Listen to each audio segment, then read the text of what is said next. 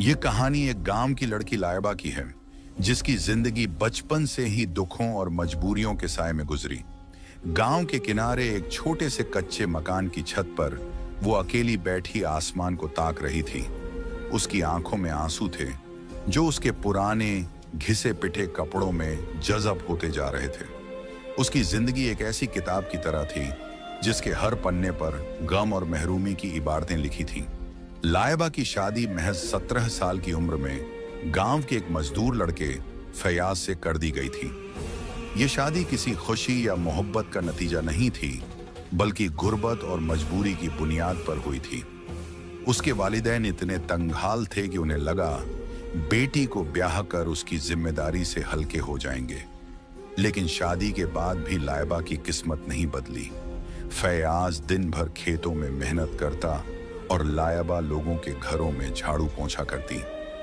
लेकिन दोनों की दिन रात की मेहनत के बावजूद भी उनकी जिंदगी में कोई खुशहाली नहीं आई। शादी को 2 साल भी नहीं हुए थे कि एक दिन फयाज खेत में काम करते हुए एक दरख्त से गिर पड़ा। चोट इतनी गहरी थी कि उसकी जान नहीं बच सकी। जब यह खबर लाइबा को मिली तो उसके पैरों तले से जमीन खिसक गई। एक झटके में उसकी दुनिया उजड़ गई थी। लेकिन उसकी तकलीफ यहीं खत्म नहीं हुई। उसके माँ बाप, जो पहले ही उसे बोझ समझते थे, अब उसे सहारा देने के बजाय और भी बड़ा मसला मानने लगे। गांव के लोग ताने कसते, फुसफुसाते कि बेवा औरत का तो जीना ही मुश्किल होता है। लाइबा का दिल छलनी हो गया था। अब उसकी जिंदगी और भी मुश्किल हो गई थी। दिन में लोगों के घरों में काम करती, कभी खेतों में फसल काटती, तो कभी लकड़ियां इकट्ठी करके बेचने की कोशिश करती।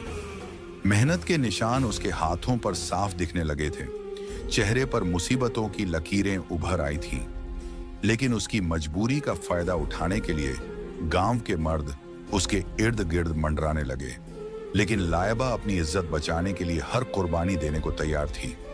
वो बस अपने रब से दुआ मांगती कि उसे इन अंधेरों से निकाल दे। उस रात भी वो खेतों से लकड़ियां काट कर लौटी थी। दिन भर की थकान उसके चेहरे पर साफ झलक रही थी।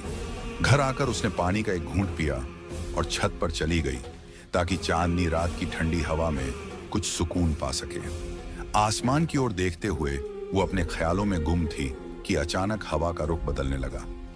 रात की खामोशी में एक अजीब सी सरसराहट गूंजने लगी। लाइबा चौकन्नी हो गई। उसने इधर उधर देखा, लेकिन कुछ नजर नहीं आया। उसका दिल तेजी से धड़कने लगा।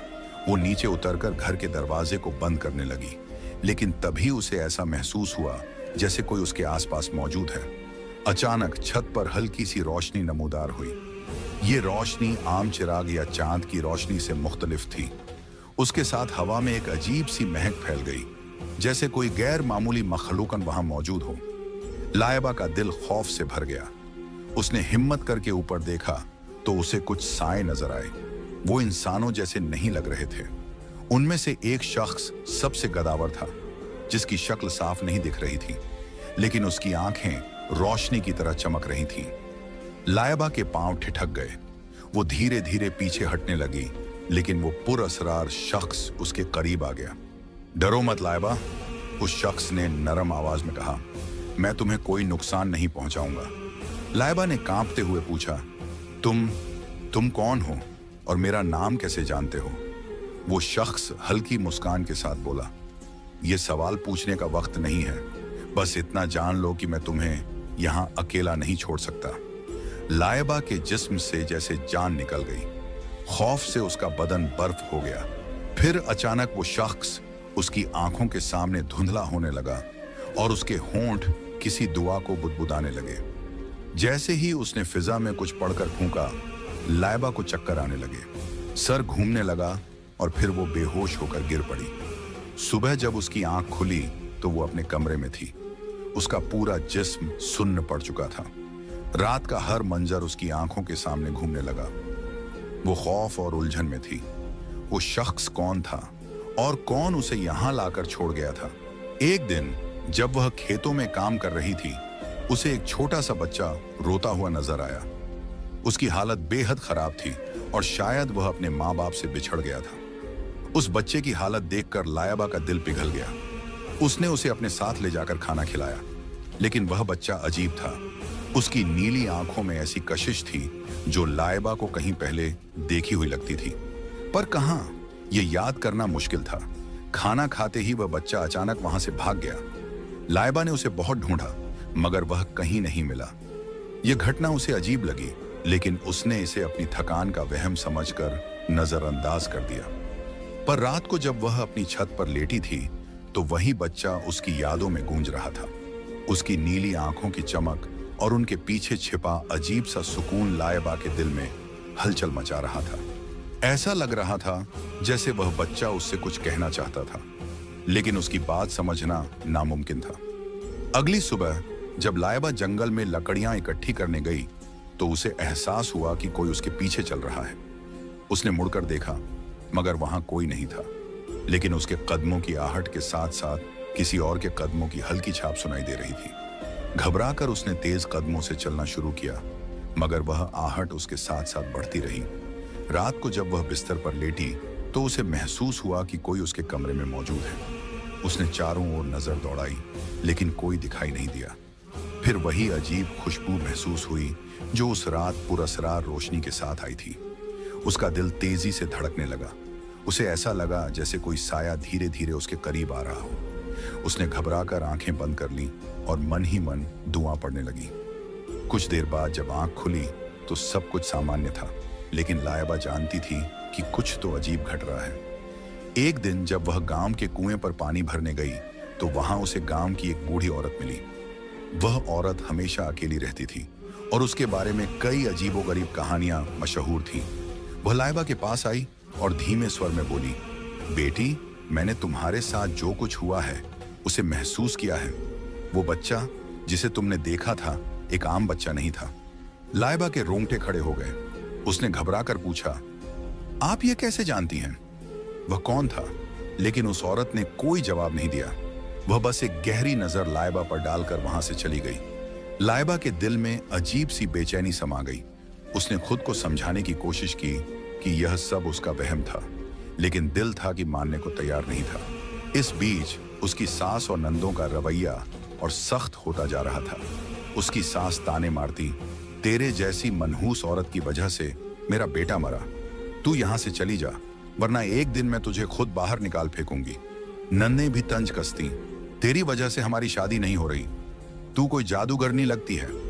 लेकिन लाइबा की जिंदगी अब सिर्फ घर वालों के सितम तक सीमित नहीं थी। जब से उसने उस बच्चे को जंगल में खाना खिलाया था, तब से अजीबोगरीब घटनाएं होने लगी थीं। एक दिन उसकी सास उस पर आग जलाने में देर करने पर बेतहाशा गुस्सा हो गई और उसे पीटने के लिए एक मोटा डंडा उठा लिया।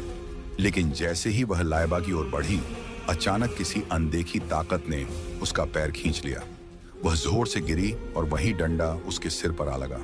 दर्द से चीखती हुई वह अपने कमरे में चली गई। लाइबा अवाक थी। यह कैसे हुआ? क्या कोई था जो उसकी हिफाजत कर रहा था? मगर कौन? कुछ दिनों बाद एक रात उसकी नंदें उसे कमरे से निकालने की साजिश करने लगी। उन्होंने उसका बिस्तर बाहर फेंक दिया और उसे खींचते हुए दरवाजे की ओर ले जाने लगी। तभी कमरे में एक अजीब ठंडक छा गई। हल्की नीली रोशनी हर तरफ फैल गई और फिर उस रोशनी के बीच एक बड़ा खौफनाक साया नमूदार हुआ। ननदों की चीखें निकल गईं। लाइबा पत्थर की तरह जमी खड़ी रही। उस साये की मौजूदगी ने सबको सहमा दिया था। गांव में कोई नहीं जानता था कि यह सब क्या था। कोई इसे दैवीय शक्ति मान रहा था, तो कोई किसी जादू का असर। लेकिन लाइबा को यकीन था कि यह सब उस रहस्यमयी बच्चे से जुड़ा था। वह कौन था और उसकी जिंदगी में क्यों आया था? इसका जवाब अभी बाकी था। गांव की उस रात का सन्नाटा घना हो चुका था। हवा सरसराती हुई पेड़ों की शाखाओं को हिलाती एक अजीब सा खौफनाक माहौल बना रही थी। वह दोनों नंदें कांपती हुई वहीं जमीन पर बैठ गईं। उनमें से एक ने कपकपाते हुए कहा, यह क्या था? इसके फौरन बाद वह साया उनकी नजरों से ओझल हो गया, लेकिन उनके दिलों में जो दहशत बैठ गई थी, उसे मिटाना नामुमकिन था। वे दोनों सर पर दौड़ती हुई वहां से भाग निकली, लेकिन जो कुछ हुआ था उसके असरात अब भी घर में बाकी थे। घर के अंदर माहौल पहले ही तनाव से भरा था। लड़की की सास ने जब यह सब महसूस किया तो उसके माथे पर शिकन और गहरी हो गई। वह बार बार दोहराने लगी, इस लड़की के साथ कोई साया है, यह हमें बर्बाद करने के लिए आई है। पहले इसकी मनहूसियत ने मेरा बेटा खा लिया, अब यह पूरे खानदान को खत्म करना चाहती है। वह दिन रात मौलवियों और आमिलों को बुलाने की बातें करती। उसका इरादा साफ था, किसी भी तरह इस लड़की को घर से निकाल देना था। लड़की खौफ से कांपने लगी। उसके अंदर बस एक ही डर था, अगर उसे इस घर से निकाल दिया गया तो वह कहां जाएगी। उसके अपने पिता पहले ही उसे त्याग चुके थे। उन्होंने बहुत पहले साफ लफ्जों में कह दिया था, अब तेरा जीना और मरना तेरे ससुराल में है, इस घर से तेरा कोई ताल्लुक नहीं, दोबारा यहां कदम मत रखना। अब उसकी सास ने गांव के एक मौलवी को बुला लिया। मौलवी ने घर में दाखिल होते ही कहा, यह लड़की मनहूस है, इस पर किसी जिन्न का साया है, इससे जितनी जल्दी हो सके जान छुड़ा लो। बस फिर क्या था, उसकी सास ने फैसला कर लिया कि इसे घर से निकाल फेंकना है। और एक रात जब अंधेरा अपनी पूरी ताकत से गांव को ढक चुका था, लड़की को धक्के देकर घर से बाहर निकाल दिया गया। वह बहुत रोई, गिड़गिड़ाई, अम्मा मुझे मत निकालो, मेरे पास रहने के लिए कोई दूसरी जगह नहीं है। मगर उसकी सास के दिल में जरा भी रहम न आया। अब वह रात के अंधेरे में अकेली खड़ी थी। उसकी दुनिया पूरी तरह अंधेरी हो चुकी थी। दिल फट रहा था और आंखों से बेतहाशा आंसू बह रहे थे। अब कहां जाऊं, उसने खुद से पूछा। जिस घर में पैदा हुई वहां लौटने का कोई हक नहीं बचा था। ससुराल उसे मनहूस समझकर छोड़ चुका था। गांव की सुनसान गलियों में वह अकेली भटकती रही। चांदनी रात थी, मगर उसके दिल का अंधेरा इतना घना था कि चांदनी की रोशनी भी फीकी लग रही थी। थकान और डर के बावजूद वह चलती रही। कुछ दूर जाने के बाद उसे गांव के एक कोने में एक झोपड़ी से रोशनी झलकती दिखी। हिम्मत करके उसने दरवाजे पर दस्तक दी। अंदर से एक बूढ़ी औरत निकली। उसका चेहरा झुर्रियों से भरा था, मगर आंखों में एक अजीब तरह की नरमी थी। उसने लड़की को हैरत से देखा और पूछा, बेटी इस वक्त यहां क्यों भटक रही हो? यह वक्त और यह जगह औरतों के लिए महफूज नहीं है। लड़की रोते हुए अपनी पूरी दास्तान सुना गई। बूढ़ी औरत उसकी बातें सुनकर दुखी हो गई। फिर उसने धीरे से कहा, यह दुनिया बहुत जालिम है बेटी, मगर अल्लाह किसी न किसी तरह रास्ता दिखाता है। आओ अंदर आ जाओ, तुम्हें कुछ दिन के लिए मेरे पास पनाह मिल सकती है। लड़की उसके साथ घर के अंदर चली गई। वहां सब कुछ सादा और पुराना था। एक कोने में चूल्हा जल रहा था और दीवार के साथ एक पुराना पलंग रखा था। बूढ़ी औरत ने उसे खाने के लिए रोटी और दाल दी। कई दिनों के भूखे पेट के लिए यह किसी नेमत से कम नहीं था। खाना खाकर लड़की बिस्तर पर लेटी, मगर उसे नींद नहीं आई। वह अपने ससुराल की बेरहमी और बूढ़ी औरत की नेकी के बारे में सोचती रही। सुबह होते ही लड़की ने बूढ़ी औरत से कहा, अम्मा आपने मुझे पनाह दी, इसके लिए मैं आपकी शुक्रगुजार हूं, मगर मैं हमेशा आप पर बोझ नहीं बन सकती। मेरे लिए कोई नौकरी ढूंढ दें ताकि मैं अपने पैरों पर खड़ी हो सकूं। बूढ़ी औरत ने हमदर्दी से सिर हिलाया, फिर कुछ सोचकर बोली, गांव के करीब एक वीरान इलाका है, वहां एक बड़ी हवेली है, शायद वहां काम मिल जाए, लेकिन लोग वहां जाने से डरते हैं। लड़की ने पूछा, अम्मा हवेली कैसी है? लोग वहां जाने से डरते क्यों हैं? बूढ़ी औरत ने गहरी सांस ली और कहा, बेटी यह दुनिया जालिम भी है और पुरअसरार भी। हवेली के बारे में कई कहानियां मशहूर हैं। कुछ कहते हैं कि वहां आसब का साया है और कुछ कहते हैं कि वहां के मालिक अजीबो गरीब हैं। मगर अगर तुम्हें अपनी जिंदगी संवारनी है तो तुम्हें हिम्मत करनी होगी। अगली सुबह बूढ़ी औरत लड़की को उस वीरान इलाके तक ले गई। रास्ता सुनसान था। हवा पेड़ों की शाखों को झकझोर रही थी, जिससे अजीब खौफनाक आवाजें उठ रही थीं। दूर एक बड़ी और पुरानी हवेली नजर आई। चारों तरफ ऊंचे ऊंचे दरख्त थे। हवेली की दीवारें खस्ता हाल थीं, मगर उसकी शान अब भी झलकती थी। बूढ़ी औरत ने दरवाजे पर दस्तक दी। कुछ लम्हों बाद एक पुरानी मुलाजिम ने दरवाजा खोला। उसने अंदर बुलाया और कहा, मालिक ऊपर हैं, वे तुमसे बात करेंगे। हवेली के अंदर का मंजर और भी खौफनाक था। हर तरफ धूल थी, कमरे वीरान थे और दीवारों पर लगी तस्वीरों में अजीब सी आंखों वाले लोग नजर आ रहे थे। मालिक एक दरमियानी उम्र का शख्स एक बड़े कमरे में बैठा था। उसकी आंखों में एक अजीब सी कशिश थी। उसने कहा, तुम्हें यहाँ काम करना होगा, सफाई, खाना बनाना और हवेली का ख्याल रखना, लेकिन हवेली के कुछ हिस्सों में जाना मना होगा, खास तौर पर ऊपर की मंजिल पर। लड़की ने सिर हिला दिया। उसके पास कोई और रास्ता नहीं था, मगर उसे नहीं पता था कि यह हवेली, जिसे वह अपनी नई पनाह समझ रही थी, उससे कहीं ज्यादा खतरनाक थी जितना उसने सोचा था। एक रात जब वह अपने कमरे में सो रही थी तो अचानक उसकी आंख खुली। उसे महसूस हुआ कि दरवाजा धीरे धीरे खुद ब खुद खुल रहा है। पहले तो उसने सोचा कि शायद हवा के झोंके से होगा, लेकिन जब ध्यान दिया तो हवा का नामो निशान तक नहीं था। हिम्मत जुटाकर वह उठी और दरवाजा बंद कर दिया, लेकिन जैसे ही वह पलटी उसकी नजर कमरे के कोने में पड़े एक साए पर पड़ी। वह साया बस कुछ पलों के लिए दिखा और फिर अंधेरे में गुम हो गया। यह देखकर उसके चेहरे का रंग उड़ गया। डर के बावजूद उसने आयतुल कुर्सी पढ़ी और सोने की कोशिश की, मगर अब उसकी नींद गायब हो चुकी थी। यह सब उसके लिए एक पहेली बन चुका था। अगली सुबह वह नीचे गई जहां किचन में एक बूढ़ी मुलाजिमा काम कर रही थी। झिझकते हुए उसने पूछा, अम्मा, रात को अजीब वाकया हुआ। दरवाजा अपने आप खुल गया और मैंने एक साया भी देखा। क्या यह हवेली सच में भूतिया है? बूढ़ी औरत ने पहले उसके सवाल को नजरअंदाज करने की कोशिश की, लेकिन फिर एक लंबी आह भरते हुए बोली, बेटी, यह हवेली बहुत पुरानी है और पुरानी जगहों से हमेशा कुछ ना कुछ किस्से जुड़ जाते हैं। मैंने तुमसे पहले भी कहा था, यहां ज्यादा सवाल मत किया करो, बस अपना काम करो और अल्लाह का नाम लो। लेकिन हवेली में सब कुछ इतना आसान नहीं था। ऊपर की मंजिल पर जाने की उसे सख्त मनाही थी, मगर कभी कभी वहां से ऐसी आवाजें आती जो उसकी तवज्जो अपनी तरफ खींच लेती। कभी ऐसा लगता जैसे कोई ऊपर चल रहा हो और कभी सरगोशियां सुनाई देती। कुछ दिनों बाद एक और अजीब वाकया हुआ। रात को जब वह बावर्ची खाने में पानी लेने गई तो उसे ऐसा महसूस हुआ जैसे कोई उसके पीछे खड़ा है। उसने झटके से पलटकर देखा, लेकिन वहां कोई नहीं था। अचानक बावर्ची खाने की खिड़की जोर से बंद हो गई, बिना किसी हवा के। यह सिर्फ एक बार नहीं हुआ। जब भी वह रात के समय अकेली होती, उसे किसी की मौजूदगी का एहसास जरूर होता। फिर एक रात जब सब सो रहे थे, उसने फैसला किया कि वह हवेली के सबसे बड़े राज का पर्दाफाश करेगी। वह दबे पांव ऊपर की मंजिल की तरफ बढ़ी।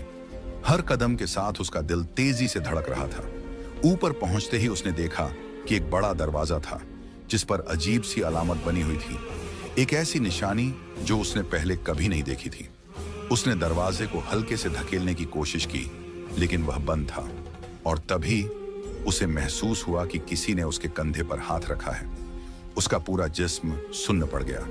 जब उसने हिम्मत करके पीछे देखा तो वहां कोई नहीं था। खौफ के मारे वह लड़खड़ाती हुई नीचे भागी और अपने कमरे में जाकर दरवाजा बंद कर लिया। अगली सुबह हवेली के मालिक ने उसे बुलाया। वह बेहद गंभीर नजर आ रहा था। उसने कहा, मैंने तुम्हें पहले ही मना किया था कि ऊपर मत जाना। अगर तुम्हें यहां रहना है तो मेरी बात माननी होगी। लड़की ने डरते हुए माफी मांग ली, मगर अब उसके अंदर शक घर कर चुका था। हवेली में कुछ तो ऐसा था जो मालिक और बूढ़ी मुलाजिमा उससे छुपा रहे थे। रातें गुजरती रहीं, मगर हवेली की रहस्यमयी आवाजें, सरगोशियां और अजीब घटनाएं उसका पीछा नहीं छोड़ रही थी। एक रात जब वह तहखाने में कुछ लेने गई तो उसे वहां भी सरगोशियां सुनाई दी। हालांकि वहां उसके अलावा कोई नहीं था, लेकिन सबसे खौफनाक मंजर तब आया जब एक रात उसने हवेली के मालिक के कमरे से अजीब सी आवाजें सुनी। वह दबे पांव उसके कमरे के पास पहुंची और दरवाजे की झिड़ी से अंदर झांका। अंदर का नजारा देखकर उसके होश उड़ गए। मालिक फर्श पर बने एक अजीब से गोले के अंदर बैठा था। उसके चारों ओर मोमबत्तियां जल रही थीं और वह किसी अज्ञात भाषा में कुछ पढ़ रहा था। लेकिन जो चीज सबसे ज्यादा खौफनाक थी वह थी उस लकड़ी की तख्ती पर रखी तस्वीर। वह तस्वीर किसी और की नहीं बल्कि उसी लड़की की थी। इससे पहले कि वह और कुछ देख पाती, एक मोमबत्ती की हल्की रोशनी दरवाजे पर पड़ी और मालिक की नजर झिड़ी से बाहर आ गई। अंदर से उसकी आवाज आई, कौन है वहां? लड़की का दिल जोरों से धड़कने लगा। उसने घबराकर अंधेरे कॉरिडोर में भागने की कोशिश की, मगर उसके पैर कांप रहे थे। किसी तरह वह अपने कमरे में पहुंची और दरवाजा बंद कर लिया। अब सवाल यह था, मालिक उसकी तस्वीर के साथ क्या कर रहा था? हवेली के तहखाने में दबी वो रहस्यमयी सरगोशियां कौन थीं? गुजरे हुए कुछ दिनों के बाद हवेली में एक अजीब वाकया पेश आया। हवेली के बंद कमरे से किसी के चीखने और मदद मांगने की आवाजें आने लगीं। ये आवाज एक आदमी की थी जो बार बार खुदा के वास्ते खुद को वहां से निकालने की गुहार लगा रहा था। वह लड़की जो अब तक चुपचाप हवेली के रहस्यों को सहने की आदी हो चुकी थी, अब और खामोश नहीं रह सकती थी। वह धीरे धीरे उस बंद कमरे के करीब पहुंची और दरवाजे को धकेलने की कोशिश की, लेकिन उस पर मजबूत ताला जड़ा हुआ था। अचानक पीछे से बूढ़ी मुलाजिमा ने उसका हाथ पकड़ लिया और दबे लहजे में बोली, तुम क्या कर रही हो? पागल हो गई हो? तुम नहीं जानती कि तुम किस चीज में पड़ रही हो? यह कमरा तुम्हारे लिए नहीं है। लड़की ने डरते हुए पूछा, लेकिन वहां कौन है? यह आवाज किसकी थी? बूढ़ी औरत ने उसकी आंखों में झांककर गंभीरता से कहा, यह हवेली का सबसे बड़ा राज है।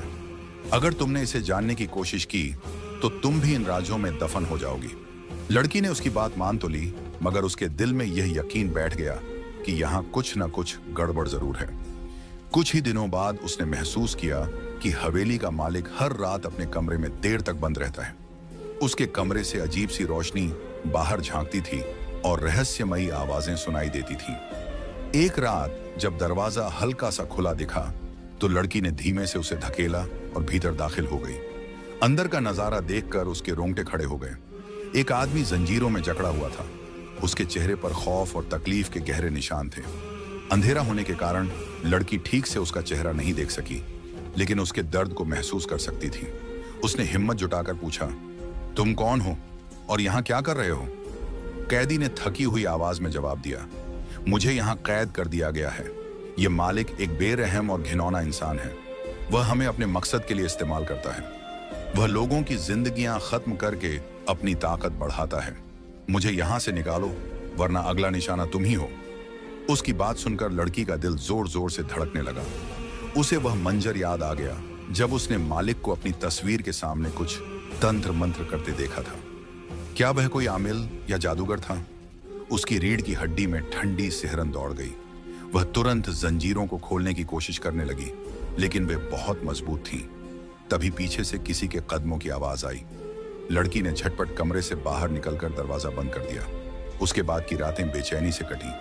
वह कैदी की खौफजदा आंखें और जंजीरों की आवाज अपने जहन से निकाल नहीं पा रही थी। उसने तय कर लिया था कि किसी भी कीमत पर उसे आजाद करवाएगी, लेकिन यह आसान नहीं था। मालिक हर वक्त उस पर नजर रखे हुए था। उसे बहुत एहतियात से काम लेना था।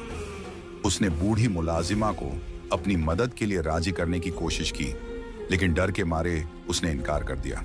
बेटी, मैं तुम्हारी मदद नहीं कर सकती, उसने कहा, लेकिन अगर सच में उसे बचाना चाहती हो तो तुम्हें मालिक के जादू का तोड़ करना होगा। जब तक उसका जादू कमजोर नहीं होगा, वह तुम्हें रोक लेगा। लड़की ने साहस जुटाकर पूछा, कैसे? बूढ़ी औरत ने बताया, इसके लिए तुम्हें मालिक के कमरे से ही शुरुआत करनी होगी। वहीं पर वह सारे घिनौने अमल करता है। एक रात जब मालिक हवेली से बाहर गया तो लड़की दोबारा उसके कमरे में दाखिल हुई। वहां अजीब सी बदबू थी।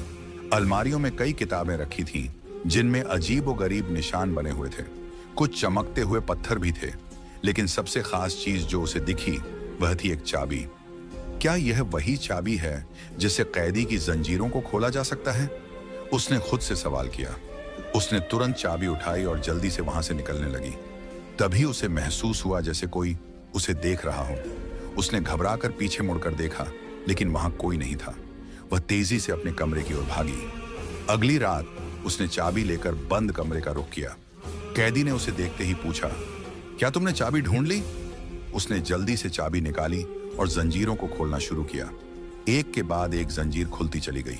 जैसे ही आखिरी जंजीर खुली, कैदी ने उसके हाथ थामकर कहा, तुमने मेरी जिंदगी बचा ली।